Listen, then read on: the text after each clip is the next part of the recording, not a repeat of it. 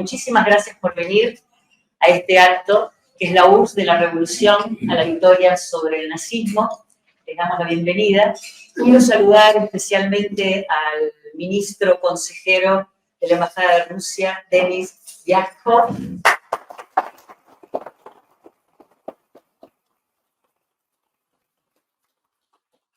Al primer secretario de la Embajada de Rusia, Tigran Yagran.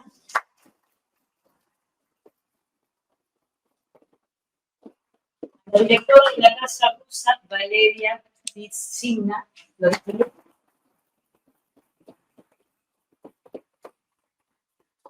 Y luego voy a ir presentando a todos los que van a ir interviniendo en este acto. Para comenzar, me gustaría que el presidente de nuestra institución, Luis Fernández Ageito, nos diera unas palabras y la bienvenida oficial a nuestra casa.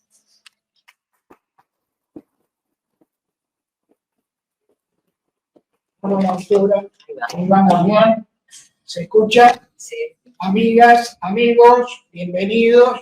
Esta es la Federación de Sociedades Gallegas de la República Argentina. Este acto lo preparamos con muy pocos días, pero motivó la discusión fraterna entre las compañeras y los compañeros de la institución para que rescatemos estas fechas históricas tan importantes para el movimiento popular del mundo. Por eso vamos a celebrar con un gran acto el próximo 9 de mayo del año próximo, que se cumplen 80 años de la derrota del fascismo, derrota gloriosa que conquistó, hicieron los pueblos de Rusia y por supuesto su ejército. A partir de ahí vamos a recuperar también el 7 de noviembre del próximo año, lo vamos a repetir porque creemos que esta fecha tiene que ver con recuperar un pensamiento crítico que no hay que abandonar en una batalla muy a fondo contra la derecha y contra los guerreristas del mundo. Vamos a celebrar como algo permanente, como lo hicimos en su momento con la República Española, aun cuando en la propia España esta fecha no se conmemora. Y justamente, si hay un antecedente de la República Española, hay que marcarlo en la propia Revolución Rusa del 17, a poquitos años, estamos hablando de un proceso inédito de participación y lucha popular para el éxito de las clases oprimidas para tomar el poder. Por supuesto, la reacción internacional, el capitalismo no podría permitir una segunda experiencia popular de esa naturaleza. Entonces, de ahí venimos, si se quiere, más sacar el tiempo de nuestros paisanos gallegos y españoles represaliados mucho antes que por la propia dictadura franquista, también se vieron conmovidos por el significado de ese cambio social inédito que se daba en la Rusia revolucionaria del 17. Tanto es así que esta influencia hizo a la creación, a la fundación del Partido Comunista, antes que se cumplieran 3 meses, estamos hablando del 6 de enero del año 18, y con toda la influencia que eso penetró en las conciencias de los cuadros obreros, cuadros sindicales, en la intelectualidad, en el ámbito muy amplio de la cultura, que tan es así que el designado por el Partido Comunista para hacer el homenaje en el funeral cívico de homenaje a Lenin, el compañero Ramón Suárez Picasso, que era un militante galleguista de esta casa, que después con el tiempo sería diputado por la inmigración gallega en el Frente Popular. Así que bueno, no es el mío. Muy bien, para continuar cerrando, más acá del tiempo, esta institución enarboló como bandera máxima la solidaridad en la lucha contra el franquismo y después en la lucha con la solidaridad con el pueblo soviético a través del socorro. Más acá del tiempo, ya voy terminando, para dar la palabra a los valiosos analistas que tenemos de la realidad que tenemos en el mundial. Ya en el 43, en el golpe de Estado del 43 de Argentina, teníamos en cada asamblea que se realizaba en esta casa un destacado y elegante personaje que era miembro de la Policía Federal Argentina, que se acreditaba como tal para saber qué se discutía en esta casa, tomando nota de lo que se hablaba y de lo que se proponía. Después, en el 55, con un golpe de Estado mal llamado libertario, esas coincidencias que nos trae la historia, directamente esta casa fue intervenida,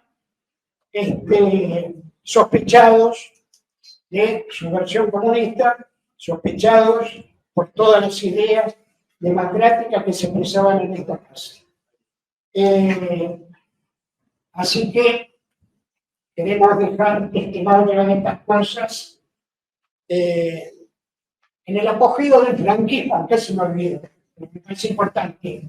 A esta casa le llamaba el franquismo a la Argentina, la derecha, le llamaba el Kremlin checo, o sea, para dimensionar la batalla política que se daba en el seno de la sociedad argentina, en nuestra comunidad. Pero bueno, toda esta breve descripción es para reafirmar, en todo caso, nuestras posiciones antifascistas. Este es nuestro ADN y lo vamos a seguir manteniendo y desarrollando. Muchas gracias.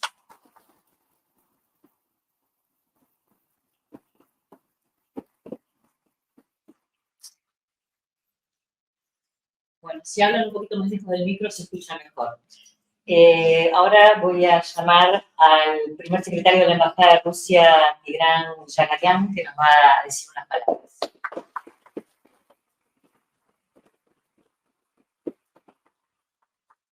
Buenas tardes, queridos amigos. Me da alegría saludarles a todos en nombre de la Embajada de Rusia en Argentina, en mi propio. Solo quisiera agradecerles a todos, a los organizadores, a los participantes de la conferencia de hoy.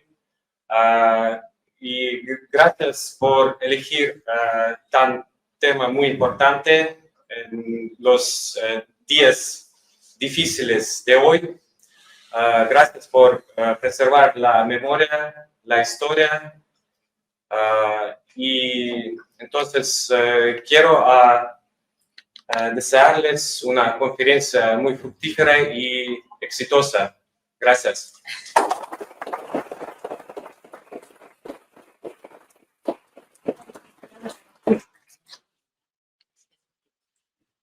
Bueno, ahora sí le voy a pedir que venga a decir unas palabras sobre Pérez Leira, presidente de la Asociación Argentina de Amistad con Rusia.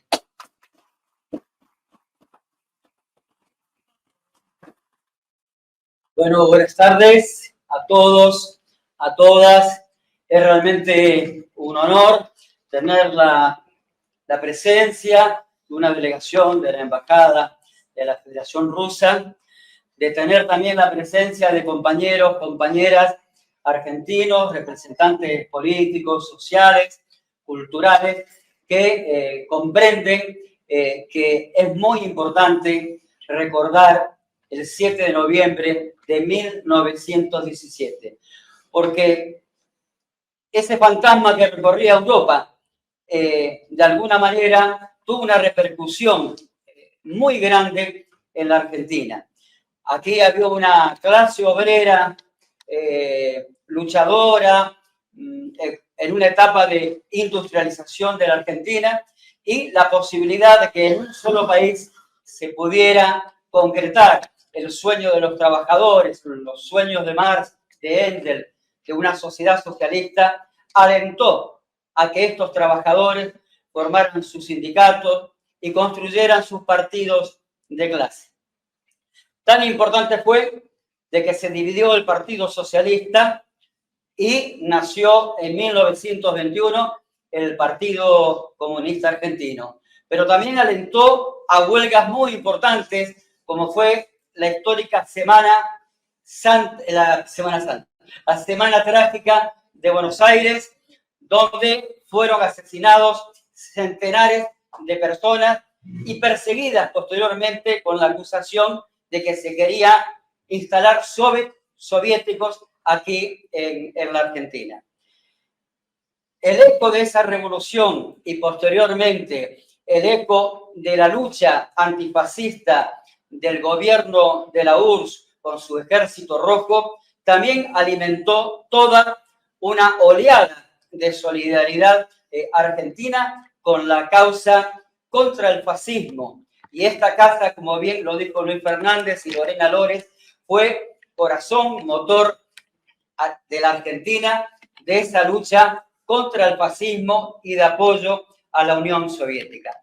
Nosotros desde la Asociación Argentina de Amistad con Rusia nos comprometemos a trabajar de aquí al año próximo en la conmemoración de la derrota del fascismo en Berlín, con varias actividades ya programadas, inclusive consultadas con la Casa de Rusia, que nos parece que sería muy importante para poder difundir la amistad, la importancia histórica de las relaciones con Rusia, el papel hoy de Rusia de ser la vanguardia de la lucha contra el fascismo en Ucrania, en la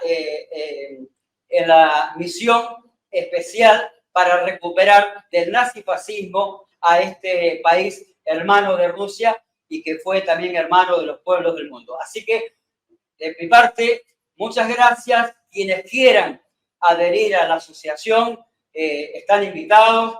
También hemos organizado esta iniciativa con otras entidades que luego van a hablar aquí para trabajar conjuntamente de aquí al futuro. Así que bienvenidos y muchas gracias por vuestra presencia.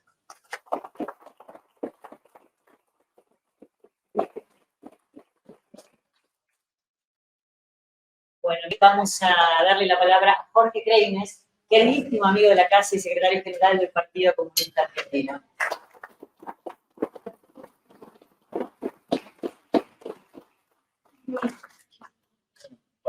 Compañeros, queridos amigos, amigas,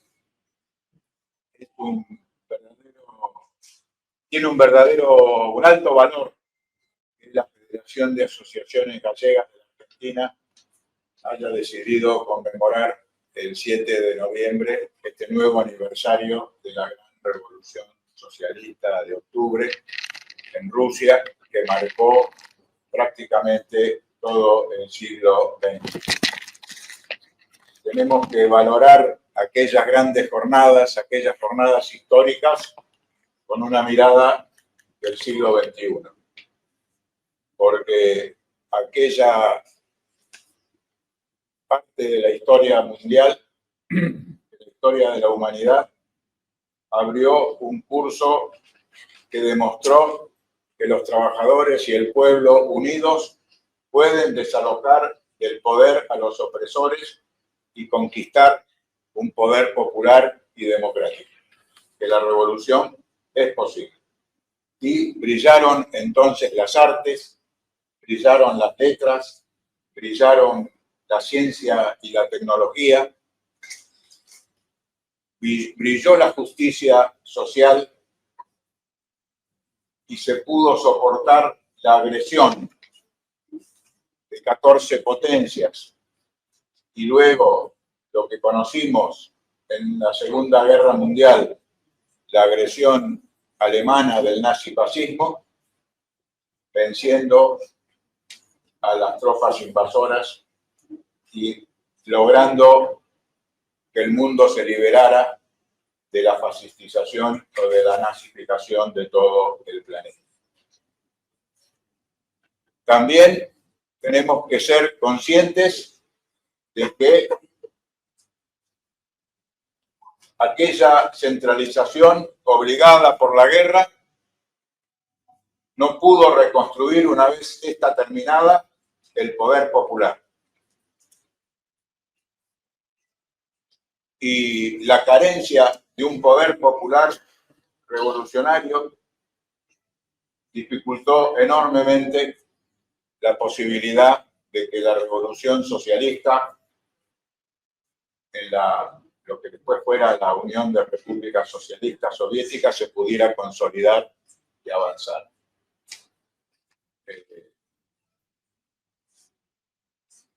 Tenemos que ser valorativos altamente de los inmensos logros alcanzados y tenemos que ver con una mirada del siglo XXI el aprendizaje de aquellos hechos para tomar hoy ejemplos de quienes han tomado esas enseñanzas, tanto de las victorias y de los grandes logros como de las derrotas. Y hoy tenemos en la República Popular China un modelo de desarrollo profundamente exitoso que permite, en una alianza con la Federación de Rusia, con otros países, constituir un espacio como el de los BRICS, que está generando a nivel planetario una alternativa a la política monopólica de los grandes monopolios que dominan o que pretenden denominar incluso el sistema financiero internacional. Por eso, cuando vemos que funciona un banco de los BRICS y cuando vemos que se está avanzando en el desarrollo de una nueva arquitectura financiera internacional, allí notamos una alternativa. Lamentablemente, Argentina, que fue invitada en la reunión de Johannesburgo del 2023 a integrarse a los BRICS, decidió, como producto de la política del actual gobierno, rechazar esa invitación.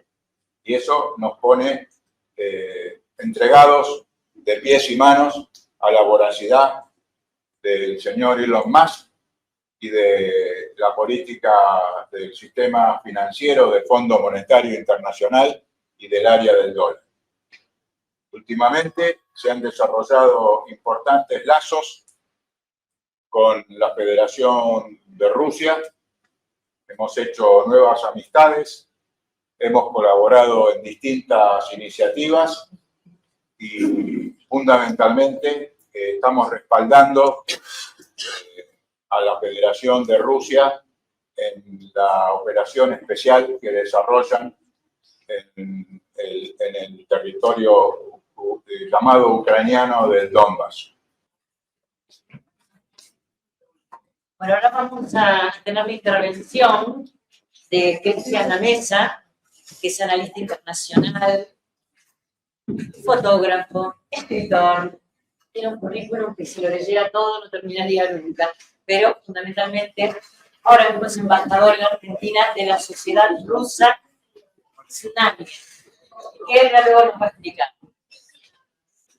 Buenas noches, realmente quiero agradecerles su presencia, me siento muy honrado de poder hablar con ustedes y quiero agradecer antes de comenzar, por supuesto, la generosa invitación de Lois Pérez Leira, que fue el que tuvo la idea de hacer esta actividad, lo cual agradezco.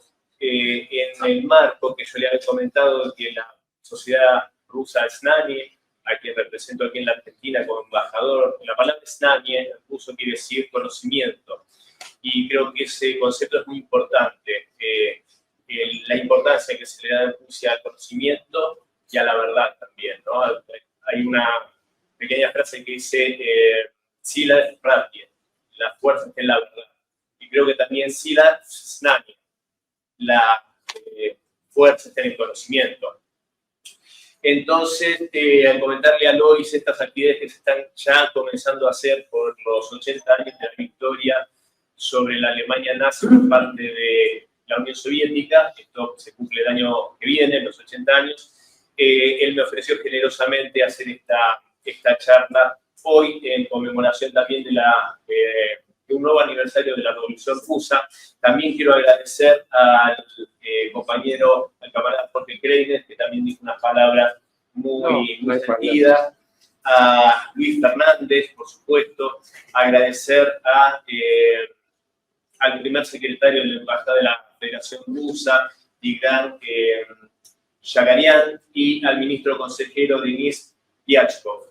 Muy agradecido de la presencia de ustedes y darles mi agradecimiento personal a dos queridos amigos, dos personas muy importantes en mi vida y en mi carrera profesional, que son Marcelo Ramírez, quien va a hablar después de mí, y su magnífica esposa, Ivonne Alves García, que es el alma mater, diría, de Asia TV. Sin ella no sé si esto sería posible, Marcelo, esto después lo vas a tener que aclarar vos. Y sus adorables hijas también, que son parte de este equipo magnífico. Dichos estos agradecimientos y bueno, más o menos por arriba, y no quiero extenderme más, comentado lo que hace la Sociedad Rusa Extraña, que fomente el conocimiento, la investigación científica, el llevar a la juventud rusa ese espíritu patriótico que siempre distinguió a la Unión Soviética, a Rusia, al imperio, en todas sus etapas, y en el caso particular de los extranjeros que colaboramos con la sociedad, nuestra labor es ni más ni menos que llevar en este lugar donde nosotros vivimos la verdad, esa verdad que quieren reescribir y que quieren falsificar desde tantos lugares, especialmente hoy Polonia, los países bálticos y diferentes lugares de Europa. También me estaba olvidando, quiero agradecer la presencia de la representante de la Casa de Rusia y creo que en este sentido, ya entrando en la idea de lo que quiero compartir con ustedes, que sin duda con un prestigioso público, difícilmente podré decir algo que ustedes ya no conozcan, pero tengo la esperanza de que alguna cosa pueda aportar a sus conocimientos. En este sentido, esta charla que dimos en llamar la Unión de Repúblicas Socialistas Soviéticas de la Revolución a la Victoria sobre el Nazismo, creo que en lo que se refiere a justamente la revolución, lo sabemos todos, vamos a hablar un poco de eso, por supuesto, pero me gustaría, y el interés personal que tengo yo, es poder enfatizar un poco justamente en esa segunda parte, en el rol de la Unión Soviética en la victoria sobre la Alemania nazi. Y es algo que hoy voy a tratar de mostrar, la trascendentalidad que tuvo para todo el mundo, no solo para la Unión Soviética, y ese rol justamente está siendo desvirtuado y se intenta falsificar. Nos quiere convencer que el soldado Ryan y sus amigos liberaron al mundo del nazismo. Bueno, es un poco distinta la historia.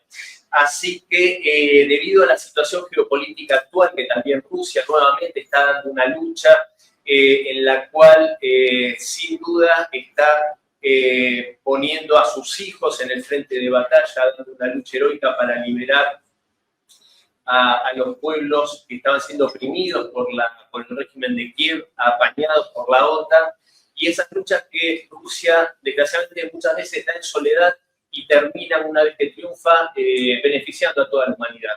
Entonces, un poco la tarea que yo trato de tener humildemente es, como decía antes, llevar este mensaje cada vez que puedo y ante cada audiencia que puedo.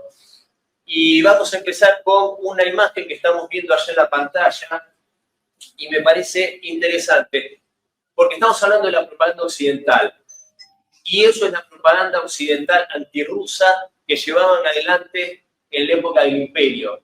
Ahí vemos a ese pulpo malvado que vemos que está con la cara del emperador Nicolás II y pretendiendo apoderarse de Europa.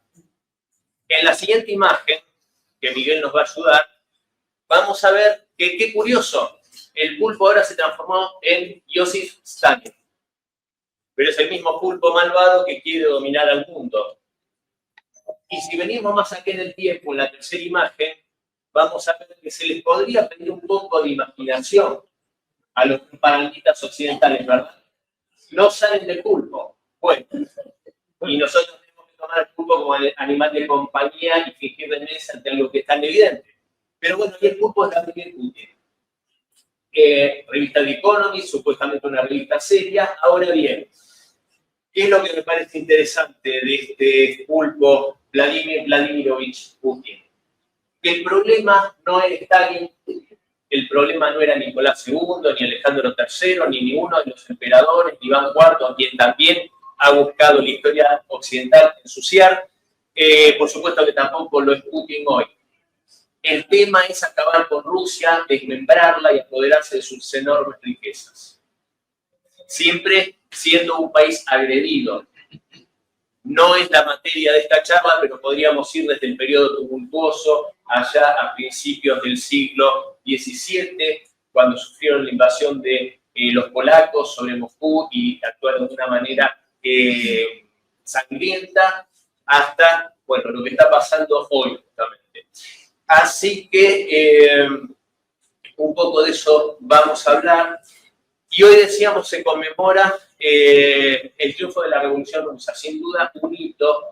Hay quienes dicen que el siglo XX político comenzó con el triunfo de la Revolución Rusa y finalizó con, desgraciadamente, la desaparición de la Unión Soviética.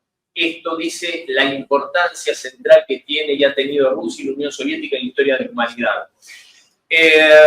A ver, hoy también se conmemora otra fecha muy importante, y es el 7 de noviembre de 1941. Ese día fue una bisagra en la historia de la lucha del heroico pueblo soviético y del ejército rojo para vencer al nazismo. Nazismo que apoyó a Occidente, por supuesto, para que creciera. Ya lo vamos a ver en unos minutos.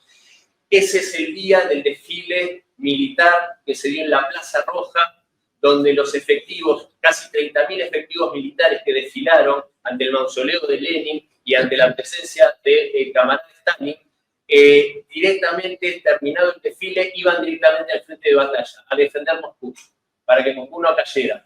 Entonces, ese es un día que hoy le da un doble significado, por el patriotismo y el heroísmo del ejército rojo y del pueblo soviético. Por eso hoy es es uno de los días de la gloria militar en Rusia, por ese evento de 1941. De la revolución, ¿qué podemos decir? Sabemos, por supuesto, que hubo una primera revolución en febrero, bueno, tuvo la revolución de 1905, la revolución de febrero de 1917 y finalmente el triunfo de la misma el 7 de noviembre, según el calendario actual, de la revolución. Esto fue seguido, por supuesto, después por una tremenda y sangrienta guerra civil que duró 5 años, en la cual 14 países extranjeros, potencias, participaron. ¿Con qué fin? Con el fin ni más ni menos que lograr desmembrar a Rusia. Ahí creo que podemos ver en la siguiente imagen, Miguel, un mapa en el cual se ve en gris las zonas en las cuales siempre permaneció en manos, ¿no?, del ejército rojo, pero vemos cómo desde el norte, desde el Mar Negro, desde el Mar Báltico, habían potencias extranjeras intentando, o sea, no intentando, llegaron a tener, si no me equivoco, 3/4 partes del territorio soviético invadido.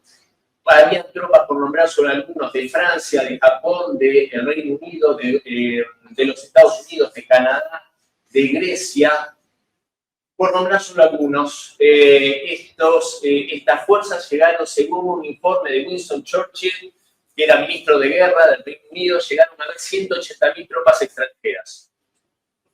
Así todo no lograron doblegar al heroísmo del pueblo soviético, quien prevaleció en la defensa de la soberanía del país. Más allá de que, por supuesto, se perdieron territorios como Finlandia, los países bálticos, etcétera, debido a otras cuestiones que no vienen al tema ahora tocadas. Resumiendo, esto le costó a Rusia entre 5 y 7 millones de muertos. O sea que Occidente siempre hacia Rusia agresiones que terminan costando ingentes cantidades de vidas. Esto, por supuesto, se explica de alguna manera, y voy a leer un documento confidencial de comienzos de 1919 que escribió David Lloyd George, un funcionario británico de primer nivel, fue primer ministro de hecho, que decía, Europa entera ha sido conquistada por el espíritu revolucionario. Existe entre los obreros un sentimiento profundo, no solo de descontento, sino también de cólera y de rebelión contra las condiciones de vida de antes de la guerra. El orden establecido bajo sus aspectos políticos, sociales, económicos, es cuestionado por las masas de la población de un extremo al otro de Europa. Ese temor a la revolución, por supuesto, explica esta agresión por parte, no justifica, pero sí explica esta agresión por parte de Occidente en ese momento contra Rusia. Y como respuesta a esto, por eso yo decía hace un rato, estas luchas que da Rusia muchas veces en soledad y que terminan beneficiando al resto de la humanidad, porque tenemos que tener en claro que no hubiese existido en Occidente el estado de bienestar si no hubiese sido por la influencia de la Revolución y de la Unión Soviética. Mediante el estado de bienestar tuvieron que concederle a las masas trabajadoras algunos beneficios para que justamente no estallase este espíritu revolucionario en todo el mundo. ¿Qué desafíos tuvo que enfrentar esta primera Rusia? Bueno, desafíos muy grandes, reconstruirse después de esa guerra civil impresionante. La hambruna de 1921 a 1922, que fue justamente ocasionada por, entre otras cosas, esta guerra civil. Y en este momento yo le voy a pedir a Miguel una foto para muy brevemente referirme a... Bueno, ahí en esa foto estamos viendo un desfile de estas tropas extranjeras en Vladivostok, en el extremo oriente ruso. Ahí podemos ver la bandera de los Estados Unidos, la bandera de Francia, la bandera de la Marina Real del Reino Unido, la bandera del Imperio de Japón, y chiquitita la de Polonia, como siempre. Esto es una ironía, si se me permite. Chiquitita, pero molesta. Vamos a ver la siguiente imagen. Y este es el camarada que yo le tengo una particular admiración, si se me permite, Félix Edmundovich Dzerzhinsky. ¿Y por qué lo traigo a colación al camarada? Porque el camarada que generalmente se lo recuerda por haber sido el creador de la Comisión Extraordinaria Panrusa para la lucha contra la contrarrevolución, la especulación y el abuso de poder, más conocida como la Checa. Este organismo que luchaba contra el crimen organizado fue vital para estos primeros años de la Unión Soviética. Recordemos que el estado de cosas, por supuesto, en el estado socialista era caótico debido a la guerra civil, bandas criminales, etc. Pero reducir la imagen del camarada Dzerzhinsky a eso es muy poco, porque fue mucho más. Fue el creador del Club de Amistad de Amigos del Cine Soviético, fue el fundador del Club de Fútbol Dinamo de Moscú, pero hizo algo muy importante, que se ve reflejada en esta próxima imagen que yo comentó Lorena, soy fotógrafo también, y en una visita a la hermosa ciudad de Minsk, en Bielorrusia, fui al Museo de Estudio de Zair Askur, un magnífico escultor de la época soviética, y me encontré con esa conmovedora imagen. Vamos a ver la siguiente, Miguel, por favor, porque en esa escultura este artista captó algo muy profundo, y es el espíritu humanitario de camarada Félix Edmundovich, porque él, una vez caminando por Moscú, vio a los huérfanos de la guerra civil, cientos de miles, y él se dio cuenta que no podía haber futuro para la Rusia soviética, para la Unión Soviética, si no se protegía a esa niñez, a esos huérfanos.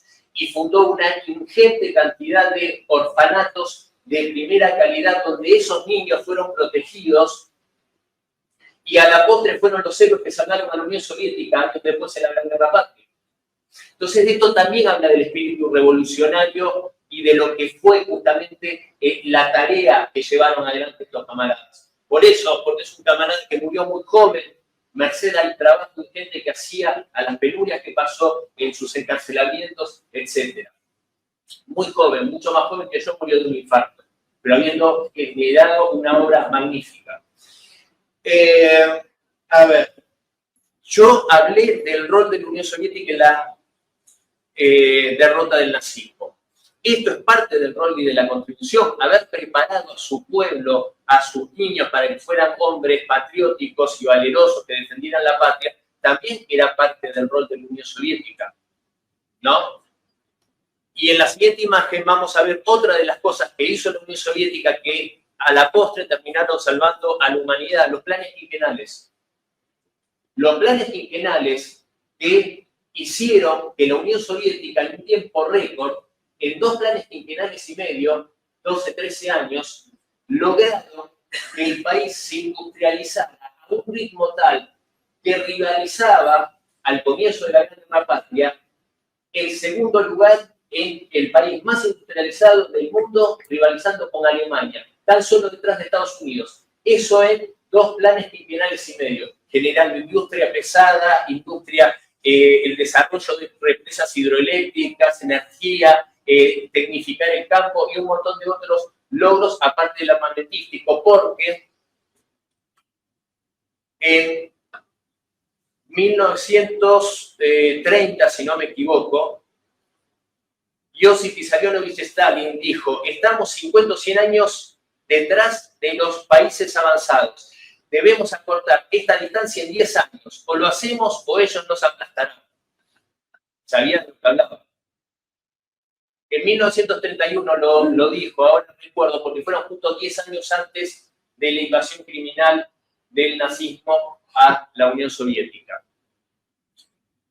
El periodo entre guerras es algo interesante, de lo cual podemos hablar brevemente, porque en ese momento hubo una exacerbación de la propaganda antirrusa, antisoviética. Los elementos más notables de esto, si se me permite, son el llamado de Holodomor, ese montaje que hacen los nazis junto con William Randolph Hearst, el famoso magnate de los medios de comunicación, tergiversando lo que fue una tragedia para la Unión Soviética, que fue una hambruna, pero que no fue una hambruna que se hizo deliberadamente contra el pueblo ucraniano, como trataron de hacer ver para después blanquear una invasión de la Alemania nazi a la Unión Soviética, a Ucrania, como libertadores. El llamado Holodomor fue multicausal. Yo en mi canal de YouTube y en el canal de Marcelo Ibón hay algunas charlas que hemos dado al respecto, con mucha documentación, donde se muestra claramente cómo eso fue una operación que Randolph Hearst, y no me quiero detener más en esto, así seguimos adelante, tuvo como columnista de sus medios de comunicación en los Estados Unidos, entre otras celebridades, a un italiano llamado Benito Mussolini. Bueno, y otro, y que después lo van a ver con un video que les traje, que creo que les va a sorprender, otro elemento que usaron para la propaganda, los famosos procesos de Moscú. Otro elemento que se utilizó para demonizar a la Unión Soviética por aquel entonces. ¿Todo para qué? Para preparar el terreno para la invasión. Y digo simplemente algo, y con esto seguimos adelante. En los procesos de Moscú estuvieron invitados a los mismos todos los representantes diplomáticos de todos los países occidentales. El embajador de los Estados Unidos, en aquel entonces, Joseph Davis, dijo que él no tenía la más mínima duda de que esos procesos fueron totalmente legales, limpios, y que los acusados, él como abogado, tenía la plena certeza que eran culpables. Los embajadores que protestaron y decían que eso era una barbaridad fueron los de la Alemania nazi y los del Imperio Militarista de Japón y los medios de Randolph Hearst. Bueno, propaganda pura. El único país que a partir de comienzo de 1933 alertó continuamente y de forma insistente sobre el peligro que representaba el nazismo para toda la humanidad fue la Unión Soviética. Mientras los países occidentales le hacían el caldo gordo, si se me permite lo coloquial del término, se le hacía el caldo gordo a Hitler con la esperanza de que este hombre, este pintor austríaco de bigotito extraño, destruyese a la Unión Soviética, lo que ellos no habían podido lograr.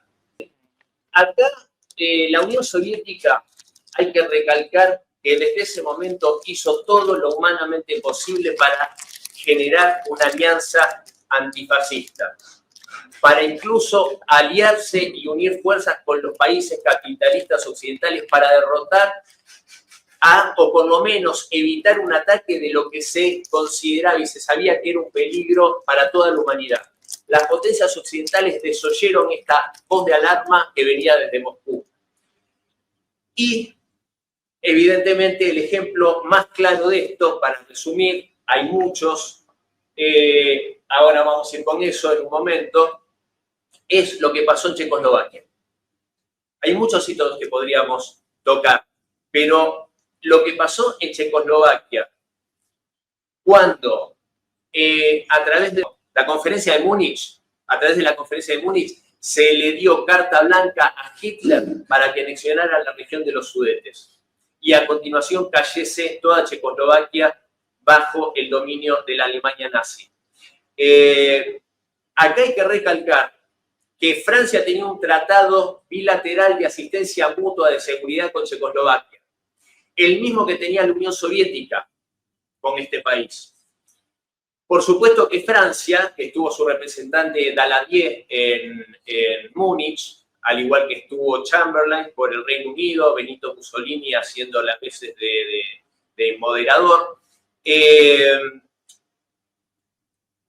y no se le permitió, por supuesto, estar en la charla ni a Checoslovaquia ni a la Unión Soviética.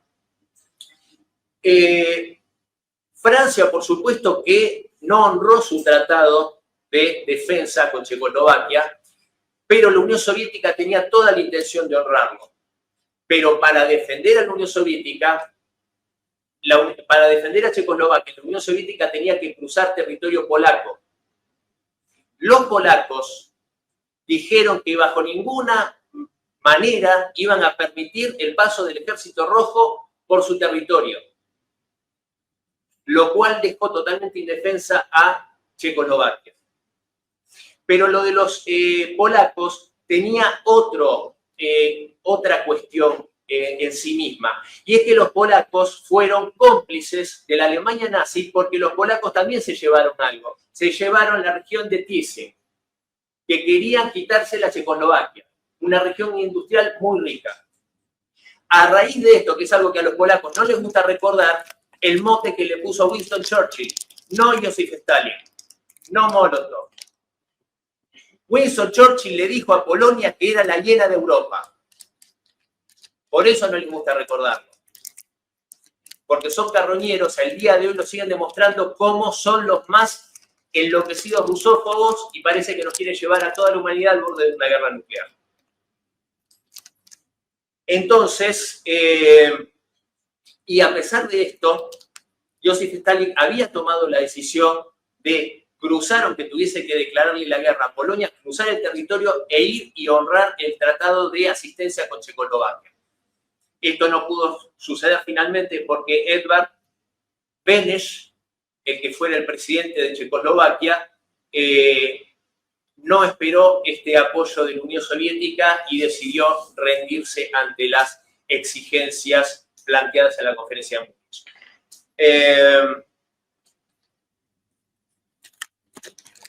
Hay otro hito que me parece interesante y no sé si es tan conocido, y son las conversaciones de Moscú. No sé si seguramente muchos de ustedes han oído hablar, otros tal vez no.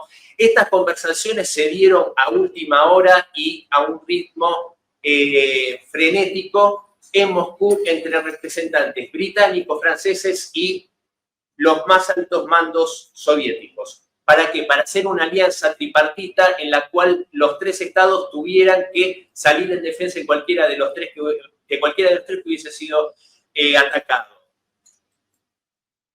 Los representantes, el representante británico era el almirante Reginald Drax, un ignoto desconocido. El representante francés era el general Aimé Dumain, otro desconocido, que para cada respuesta tenían que llamar a sus capitales para consultar. Por el lado soviético, la contraparte de estas conversaciones era Kliment Voroshilov, el ministro de Defensa de la Unión Soviética, mano derecha de Joseph Stalin. Esto muestra la importancia que le daba una parte y la no importancia que le daban las otras. Y un momento en el cual se estancan estas conversaciones es cuando los polacos de vuelta se empecinan en que, en caso de que Alemania atacase a Francia o al Reino Unido, no permitirían el paso de las tropas soviéticas por su territorio. Con lo cual, de vuelta, ¿cómo va a defender la Unión Soviética a sus aliados? Y le dicen a los representantes justamente de Inglaterra y de Francia, convenzan a los polacos. Y le dicen, no, no va a ser posible.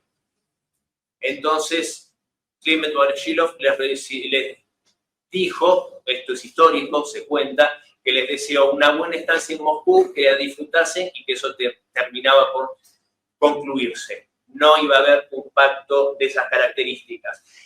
Con esto obligan a la Unión Soviética a firmar el pacto de no agresión famoso Molotov-Ribbentrop, con el cual buscan demonizar a la Unión Soviética, pero no cuentan nada de esto.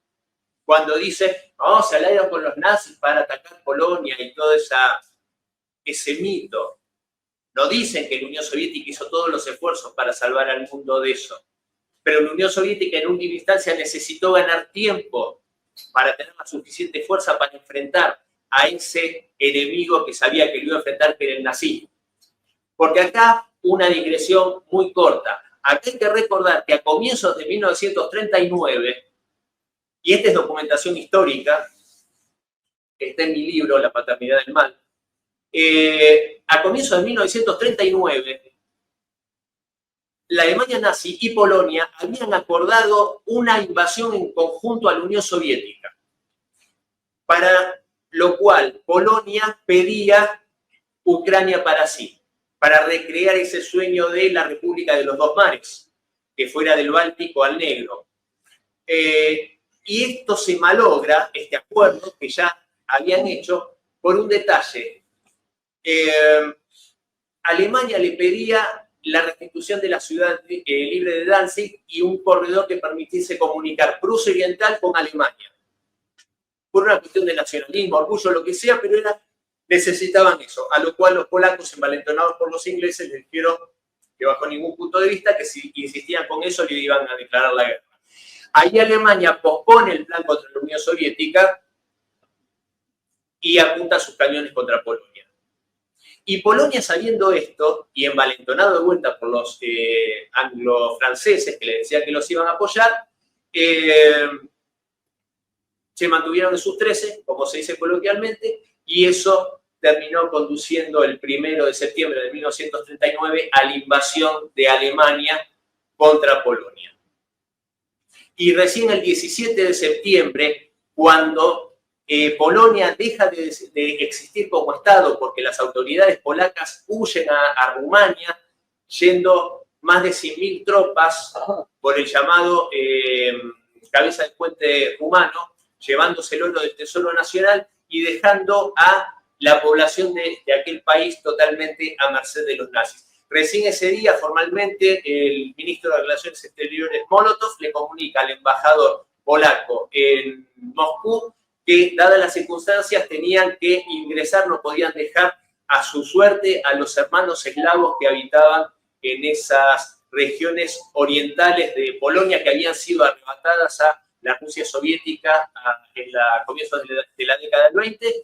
Entonces, fíjense cómo acá en Occidente se demoniza a Rusia por el pacto Molotov-Ribbentrop, pero no se cuenta toda esta parte. Después llegamos, por supuesto, al comienzo de la guerra, el 22 de junio de 1941, cuando la Operación Barbarroja se desata sobre el país soviético. Y esas imágenes que estamos viendo, esa es la primera, Miguel, de esa serie, perfecto. Es justamente el desfile heroico del que les hablaba, donde esos patriotas, esos soldados, iban justamente desfilando y podemos ver la siguiente. Ahí vemos la parada militar y de ahí mismo se iban al frente a defender Moscú para que no cayera en las manos del nazismo. Acá me parece interesante recordar unas palabras del camarada Stalin que les dijo a sus soldados: que les inspire en esta guerra la imagen valerosa de nuestros grandes antepasados, Alexander Nevsky, Dmitri Donskoy, Kuzma Minin, Dmitri Payarsky, Alexander Suvorov y Mikhail Kutuzov. Y dijo que los proteja la bandera victoriosa del gran Lenin. Y dijo, sean dignos de esta misión que implicaba no solo salvar a Rusia, sino liberar a toda Europa.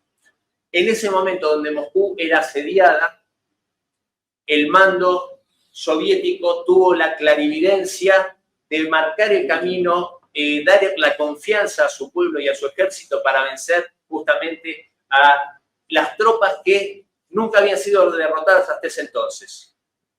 Eran victoriosas y no habían sido derrotadas. El primer lugar que ataca la Alemania nazi, que es la fortaleza de Brest, un lugar que a mí me llenó de emoción cuando estuve y visité este monumento histórico, tardó más tiempo en caer el último defensor de la fortaleza que lo que tardó en caer toda Polonia.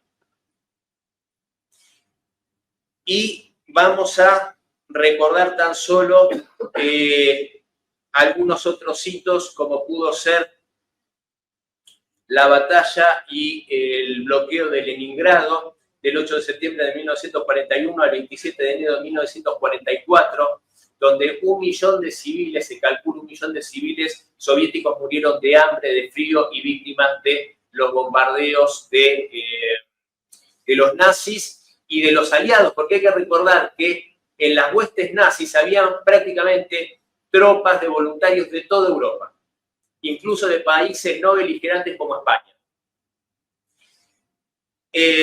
Otro hito glorioso, por supuesto, creo que el más recordado es la batalla de Stalingrado del 17 de julio de 1942 al 2 de febrero de 1943.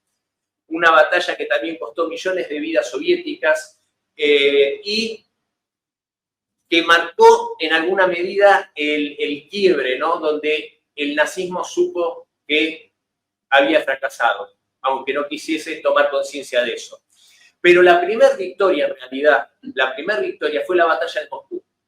Impedir que tomaran Moscú, la actitud de Stalin de decir no voy a evacuar y no me voy de Moscú, infundió también en el pueblo soviético, en el ejército rojo, ese espíritu para defender su patria y defender a toda la humanidad. Por supuesto que no podemos olvidar la batalla de Kursk, la más grande batalla de tanques de toda la historia, del 5 de julio de 1943 al 23 de agosto de 1943. Y acá voy a pasar a otro hito que sin duda es importante, porque si algo hace Rusia desde ese momento, desde la Gran Guerra Patria hasta hoy, en voz del camarada Putin, es nunca negar la participación ni el valor de la participación de los aliados occidentales en la guerra.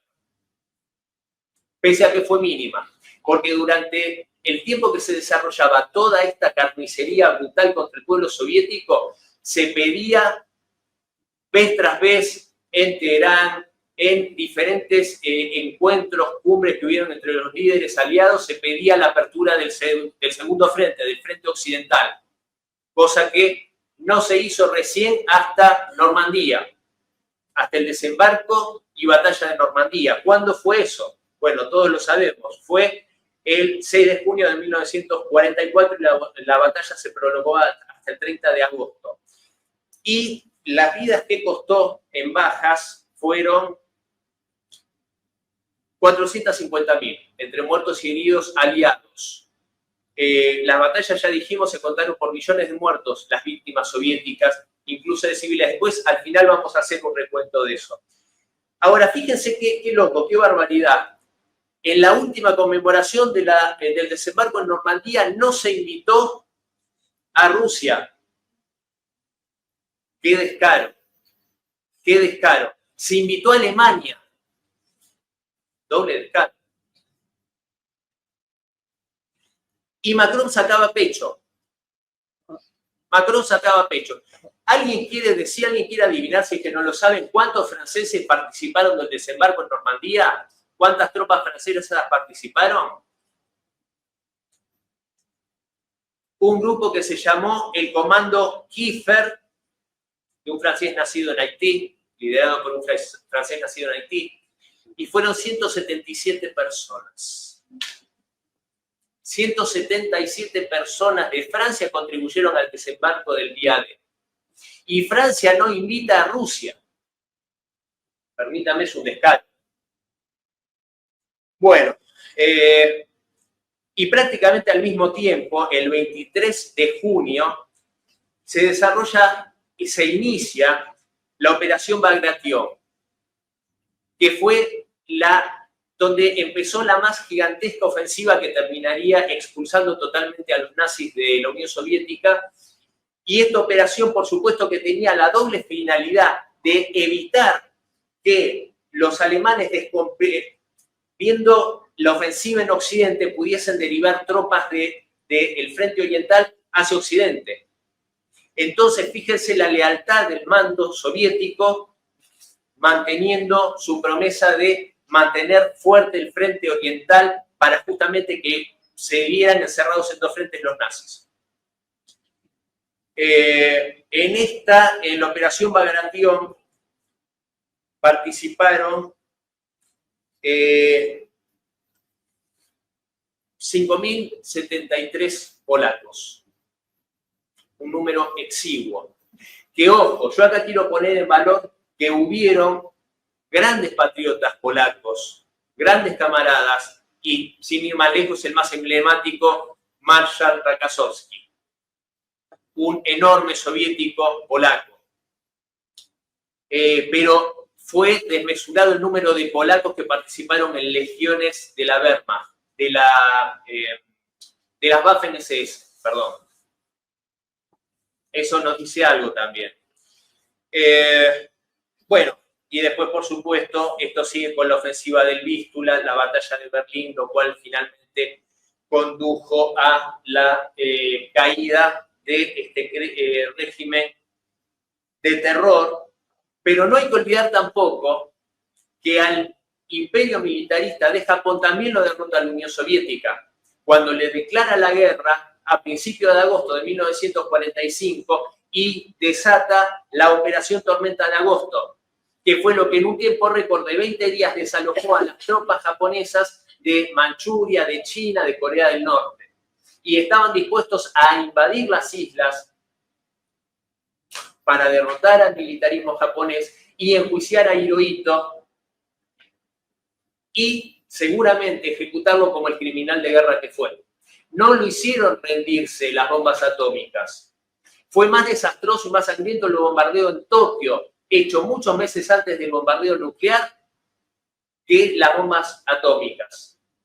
Ese bombardeo fue devastador y no lo hizo rendirse Hirohito. ¿Qué lo hizo rendirse? Que los americanos no estaban dispuestos a invadir las islas por el costo que iban a tener. Entonces, Hirohito tenía cierta tranquilidad al respecto. Al verse a los soviéticos encima, negoció con los yanquis su impunidad, y por eso fueron muy pocos los criminales japoneses que fueron juzgados y ejecutados. La mayoría de los más atroces, los carniceros de Nankín, gozaron de impunidad.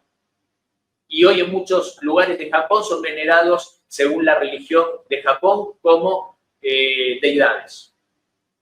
Eso, y bueno, China al día de hoy reclama que pida perdón Japón y sigue empecinado en no hacerlo, en negar sus crímenes. Vamos a ver la siguiente foto, por favor. La foto que vamos a ver es un monumento que está en Moscú, está en el Museo Paviedi, en el Museo de la Victoria, y yo creo que es una muestra de lo que yo les decía antes. A pesar de que, y ahora lo vamos a ver en números, el costo en vidas que tuvo para la Unión Soviética y para su pueblo esta confrontación, nunca el pueblo soviético ni su liderazgo negó la siguiente, por favor, Miguel. Ahí seguimos viendo la parada militar de 1941. Y bueno, perdón, no te las pedí. Eso es una muestra, por supuesto, de la barbarie desatada en Stalingrado. Como la ciudad que tuve la fortuna de estar en Volgogrado, y es impresionante, por supuesto, una ciudad hermosa, reconstruida totalmente según lo que eran los edificios de la época, pero ver el documento fotográfico, cómo fue destruido el 90% de las edificaciones. Fue llevada a ruinas totalmente por los nazis. La siguiente, por favor. Ahí vemos el triunfo justamente en la batalla de Stalingrado del Ejército Rojo, y la que vamos a ver ahora, si no me equivoco, es este monumento que les decía, que está en el Parque Paviedi, en el Museo de la Victoria, en el Parque de la Victoria, y se ve ese monumento coronado con el emblema de las Naciones Unidas, y podemos ver un combatiente francés, uno soviético, uno americano y uno británico.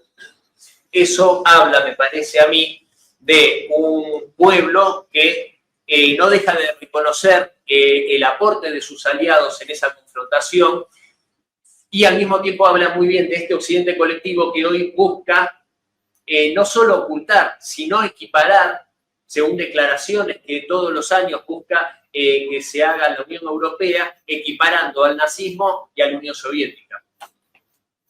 Entonces, esto habla bastante a las claras de todo esto. Y ya estamos finalizando, y para eso yo le voy a pedir a Miguel que vaya teniendo a mano el video, no lo pongas todavía, tenelo a mano, porque yo les traje un video que creo que puede ser interesante. Después de eso vamos a ver unos números y por mi parte terminamos y va a pasar a hablar mi querido amigo Marcelo Ramírez. Yo les voy a hacer una pregunta. ¿Alguno de ustedes vio la película americana del año 1943 que se llama Misión a Moscú? ¿No? En ruso, Misia Moscú, y en inglés, The Mission to Moscow. Bueno, es una película que mandó a hacerla, sugirió que se hiciera el que para mí, sé que acá por ahí va a ser un poco polémico, pero para mí fue el más grande presidente de los Estados Unidos y fue un gran amigo de la Unión Soviética, Franklin Roosevelt. Él mandó a uno de sus más grandes amigos, colega, abogado, ellos trabajaron juntos durante el gobierno de Woodrow Wilson, y a este hombre que vamos a ver en unos segundos apenas hablando, que se llamaba Joseph Davis, le pidió la misión de ir a Moscú como embajador de 1936 a 1938 para ver de qué manera y cuánto se podía confiar en la participación de la Unión Soviética a favor de Occidente ante un ataque de la Alemania nazi. Recuerden la fecha, estamos hablando de 1936-1938. Y este hombre era una de las manos derechas, seguramente al nivel de Henry Wallace, quien fuera su tercer vicepresidente, mejor, su vicepresidente en el tercer mandato de Franklin Roosevelt. Vamos a escuchar, él escribe, Joseph Davis escribe el libro Misión a Moscú, que después se hace esta película, y al comienzo de la misma habla él en persona, y eso es lo que vamos a ver, los conceptos que dice, me parece que son interesantes, les recomiendo que le presten especial atención, son solo 4 minutos, y es curioso que esta película se consigue ver por internet con una calidad bastante mala, pero es muy difícil verla. No es casual que se busque ocultar algo que fue muy importante para la presidencia de los Estados Unidos que se hiciera. Miguel, por favor, vamos adelante.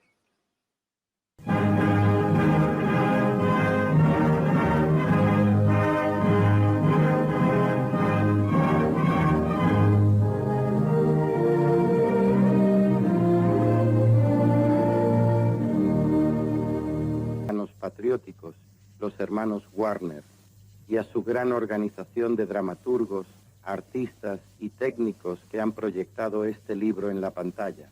Para vosotros, mis conciudadanos de las Américas, y para vosotros, mis compañeros hombres libres del mundo, os doy las gracias.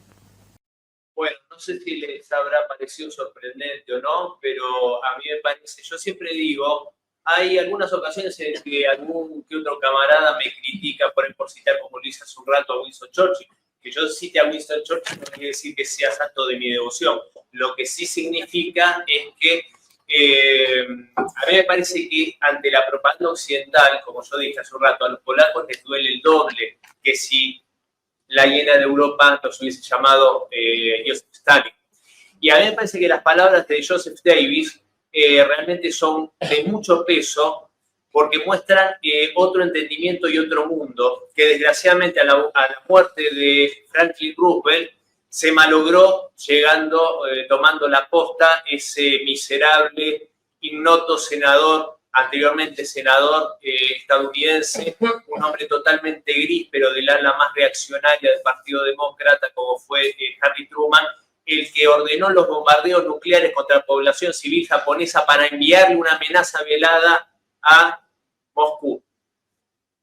Esta película se las recomiendo, si la pueden buscar en internet, se las recomiendo enfáticamente porque es muy interesante, porque habla de muchas de las cosas que hemos mencionado acá. Y lisa y llanamente, el embajador Davis dijo que la Unión Soviética salvó a los Estados Unidos. Cuando yo dije a lo largo de esta charla que salvó a toda la humanidad, no estoy exagerando. Y él lo dijo con fundamentos. Si la Unión Soviética hubiese sido derrotada, nada hubiese impedido que Japón, Alemania e Italia, muy torpemente, porque sabemos cómo fue Italia en la Segunda Guerra Mundial, un rosario de torpeces, pero hubiesen dominado toda esa enorme porción de la tierra con inmensas riquezas y sin duda hubiese sido cuestión de tiempo para que cayera toda América en las garras de Hitler y que Estados Unidos hubiese sido aplastado. Y son por eso muy valiosas las palabras de Davis, porque es un reconocimiento noble al sacrificio del pueblo soviético que salvó a los Estados Unidos, que después traicionaron la confianza e impidieron construir una alianza de paz que garantizase la paz mundial y se cayó en la Guerra Fría causada justamente por Harry Truman, quien alentó la creación de la OTAN, que es lo que hoy amenaza la paz mundial nuevamente. Por último, y con eso cierro, esa imagen es muy descriptiva del sacrificio del pueblo soviético. Ahí vemos arriba de todo la Unión Soviética, eso es la cantidad de muertes del país soviético. En rojo, la banda que se ve en rojo son las muertes militares. Las que se ven en un color amarillo son las muertes civiles. Más de la mitad de las muertes de la Unión Soviética fueron civiles. Eso demuestra una cosa, por lo menos, que fue una guerra de exterminio contra el pueblo eslavo y contra los pueblos de la Unión Soviética, contra los civiles. Se pretendía aniquilarlos y dejar una mínima cantidad para ser esclavizados. 27 millones de muertos dieron para salvar al mundo. Y el otro pueblo que sufrió inmensamente y de forma indescriptible justamente es, si podemos centrar un poco la imagen, China. Ahí lo vemos. Lo de China fue terrible, 20 millones de muertos y una inmensa mayoría civiles. Hablé antes de lo que fue la carnicería de Nankín. Aberraciones indescriptibles hicieron los japoneses y aún son impunes de esos crímenes. Y es curioso cómo en la Alianza Atlántica, en este grupo de países que amenazan la paz y amenazan a Rusia y amenazan a China, está Japón, está Alemania, está Italia, junto con Estados Unidos y el resto. Entonces, los que fueron las más grandes víctimas vuelven a ser amenazados con ser víctimas de esta OTAN hoy, de esta nueva alianza nazi. Después vemos a Polonia, el tercer país con más muertos. La mayoría de esos muertos son los judíos que mataron en los campos de concentración. La mayoría son los judíos que mataron. Cuando se habla de los 6 millones de judíos, la mayoría polacos, pero 2,5 millones de judíos soviéticos también fueron aniquilados. Y en algunos países como los bálticos, los colaboracionistas bálticos se divertían muchísimo matando judíos y quedándose con sus bienes. Los mismos nacionalistas que hoy son reivindicados en esos países. O en Polonia, que destruyen los monumentos de los libertadores del Ejército Rojo, cuando dieron 600.000 vidas del Ejército Rojo para liberar Polonia. Y se defecan hoy en la memoria de esos héroes. Y mientras... permítame, la torta que está ahí es algo que pone la piel de gallina. Fíjense, militares del eje, del total de muertes, militares del eje 13% del total. Civiles del eje 4% del total. Militares aliados 25% del total. Civiles aliados 58% del total. Y la inmensa mayoría soviéticos y chinos. Eso de vuelta demuestra que fue una guerra de exterminio contra los pueblos de la Unión Soviética y de China. Y con esto ya termino, camaradas, y le doy el paso a Marcelo. La Unión Soviética, más de 10 millones de militares muertos y más de 17 millones de civiles muertos. Total, más de 27 millones. La Alemania nazi, 5,5 millones de militares muertos, 2 millones, más de 2 millones de civiles muertos. Fíjense las proporciones. Las muertes civiles alemanas fueron mucho más bajas que las de los militares. Y muchos de esos muertos alemanes civiles fueron muertos por los bombardeos indiscriminados que hacían los aliados occidentales, como en Dresden, que la resumieron a un montón de cenizas. Cuando la Unión Soviética hacía los mayores esfuerzos para resguardar a la población civil. Japón, 2.100.000 muertos militares, 740.000 muertos civiles, mientras que en China ocasionaron 16 millones de muertos civiles y 4 millones de militares muertos, los japoneses. Estos números indican bastantes cosas, y ya para cerrar, los dos últimos datos que quiero dar, para Macron, para que se enorgullezca, 140.000 franceses muertos del área castrense, 140.000. Civiles muertos franceses, 98.000. Pero de ahí hay que bajar 77.000 judíos deportados y asesinados. O sea, mínima la cantidad de muertos civiles franceses, no judíos. Ahora, y con esto cierro, sería lógico pensar que uno de los países del eje, Italia, deportó más judíos que Francia. Es lógico pensarlo, ¿sí o no? Exactamente como hace el camarada. No. Judíos italianos deportados 8.000 frente a 77.000 de Francia. Y muertos civiles en Italia 77.000 en total. Entonces, estos países occidentales que sacan pecho, que no invitan a Rusia al aniversario del día D, creo que tendrían que revisar su historia y avergonzarse un poco y callarse la boca humildemente para justamente no dejarse de manchar la memoria de los que sí fueron héroes, de los veteranos, y creo que, y con esto cierro, los que creemos justamente en la lucha que se está dando hoy en el campo de la geopolítica, que se está dando por las armas en el suelo ucraniano ante la agresión de la OTAN, los que creemos en esto no podemos ser indiferentes y tenemos que, en todo lugar y en toda oportunidad que tengamos de decir estas verdades, de decirlas. Porque, como dije antes, la fuerza está en la verdad. Gracias. Muchas gracias, Cristian Alesa. Vamos a dar la palabra para cerrar a Marcelo Ramírez, director del canal Asia TV, y luego a brindar por la victoria, siempre, ¿vale? Bueno, buenas noches. Voy a hacer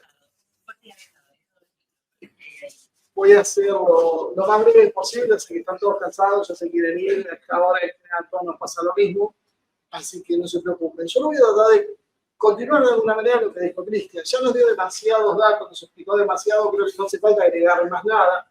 Sí podemos sacar alguna conclusión. Creo que la conclusión más importante, a mi juicio, es que lo que es el occidente colectivo hoy es la continuidad de ese proceso histórico. Lo hemos visto que esto pasaba con el zarismo, pasó con la Unión Soviética y pasa con la cosa actual.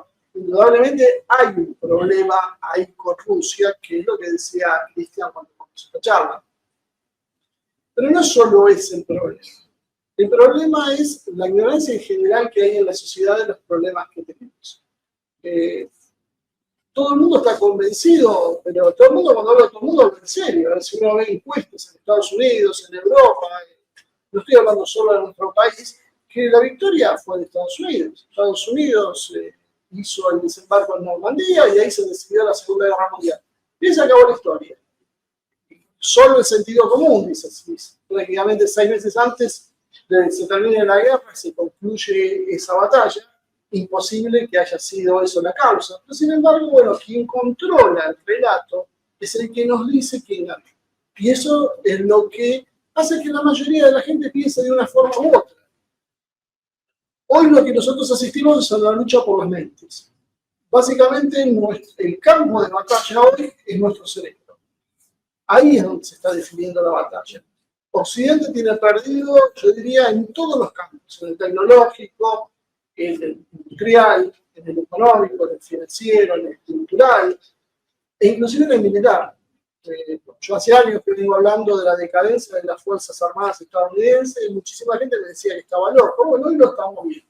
Lo estamos viendo en Ucrania, como la OTAN, prácticamente el apoyo constante de los Estados Unidos, está sufriendo una derrota a manos de una fracción del ejército ruso, porque ni siquiera Rusia ha volcado todos sus recursos y Rusia no ha hecho una movilización obligatoria, sino simplemente son voluntarios los que están combatiendo hoy.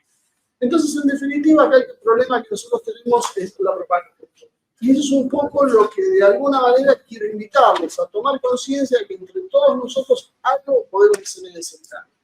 Comunicar, explicar, informarnos. Esas son las cosas que tenemos a nuestro alcance. Mucho más no podemos hacer, pero tampoco es poco. Porque en Occidente también vemos que se faltan consensos en las sociedades para hacer determinadas barbaridades que hacen. Y nosotros podemos evitar que esos consensos se produzcan de esta manera, siendo usinas de pensamiento, aprovechando lo que tenemos a nuestro alcance. Muchas veces son redes sociales, que es lo único que ha quedado, porque los medios corporativos hace rato que tienen una editorial y que está muy bien controlada. Ahora las redes sociales son todavía un poco un territorio en disputa, pese a los bots y a todo lo que ya sabemos que funciona. Así que eso nomás quería decirles. Quería tratar de resaltar la importancia de la propaganda, que toma distintos nombres, distintas formas, pero que en definitiva es lo que termina volcando la historia. Porque no importa ya tanto quién gana la guerra, sino quién cuenta quién ganó la guerra. Y eso es lo que ha hecho Occidente. Occidente ha perdido todos los planos, como en el plano de la comunicación sigue teniendo todavía una actitud cuasi hegemónica. Bueno, es hora de terminar con eso. Y bueno, entonces para finalizar quería dejarles una frase que me enseñaron en Rusia, que podría servir para el brindis hoy, que es Sanashu Pavien, por nuestra victoria. Porque no es solo la victoria de Rusia, es la victoria de todos. Gracias.